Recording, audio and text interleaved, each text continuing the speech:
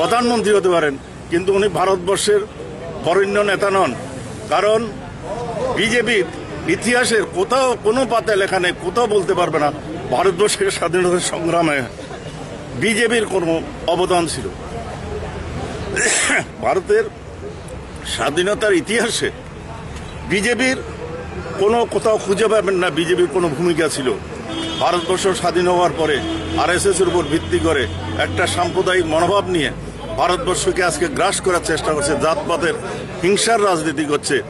আজকে নরেন্দ্র মোদী সাহেব আগুন নিয়ে খেলা করছেন, যার ফলে আজকে ভারতবর্ষ কংগ্রেস ভারতবর্ষকে যে জায়গায় পৌঁছে দিয়েছিল, নরেন্দ্র মোদী ক্ষমতার লোভে উনি দেশের অর্থনীতি এবং দেশের যে সমস্ত মানুষকে এক সূত্রে গাঁথার কথা সেটাকে চিন্তা না করে হিংসার রাজনীতি করছেন, যার ফলে ভারতবর্ষ আজকে দুর্বল থেকে দুর্বলতর হচ্ছে এবং ভারতবর্ষের অর্থনীতি আজকে তলানিতে, এবং ভারতবর্ষের বেকার সমস্যা থেকে আরম্ভ করে জিনিসপত্রের নিত্য প্রয়োজনীয় জিনিসপত্র ভারতবর্ষে আজকে বিশাল সমস্যার মুখে, এবং সেই সমস্যার থেকে উত্তরণ যদি ভারতবর্ষকে করতে হয়, ভারতবর্ষকে যদি রক্ষা করতে হয়, নরেন্দ্র মোদীর উচিত অক্ষরে অক্ষরে ভারতের কংগ্রেসের যে আদর্শ সেটাকে স্মরণ করে সেটাকে সামনে রেখে দেশকে গঠনের কথা। উনি যদি আরএসএস এর মন্ত্রে আজকে যেটা বিভাজনের সৃষ্টি করছেন, আরএসএস এর মন্ত্রে উনি আজকে দেশকে প্রধানমন্ত্রী হিসেবে চালানোর চেষ্টা করছেন, সেটা ভারতবর্ষের পক্ষে বিপদ ডেকে আনবে।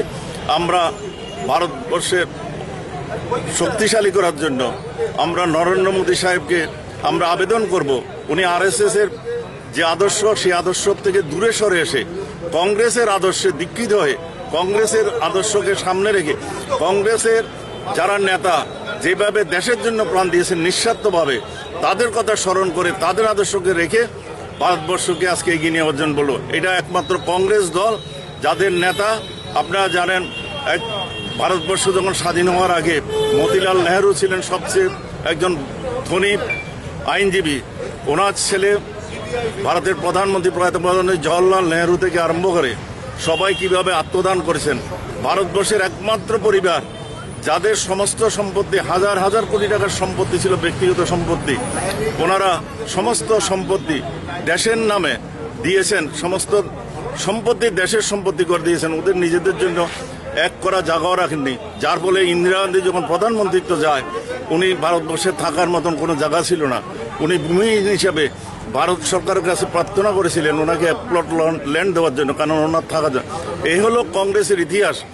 আর সে নরেন্দ্র মোদী যারা দেশের জন্য সমস্ত সম্পদ সমস্ত স্বার্থ ত্যাগ করেছে, দেশের নামে লিখিয়ে দিয়েছে, একখণ্ড জায়গা যাদের বাস করার নেই, যারা একসময় ভারতবর্ষের সবচেয়ে ধনী পরিবার, সেই পরিবারকে কালিমা লিপ্ত করার চেষ্টা করছে।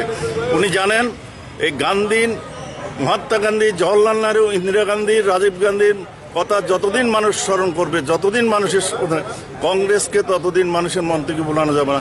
সেই জন্য উনি ওনাদের নামে কালিমা লিপ্ত করার চেষ্টা করছেন। এটা ভারতবর্ষের মানুষ মেনে নেবে না। ভারতবর্ষের মানুষ এই গান্ধী পরিবারের ত্যাগ দেশের ইতিহাসে এটা সবাই জানেন।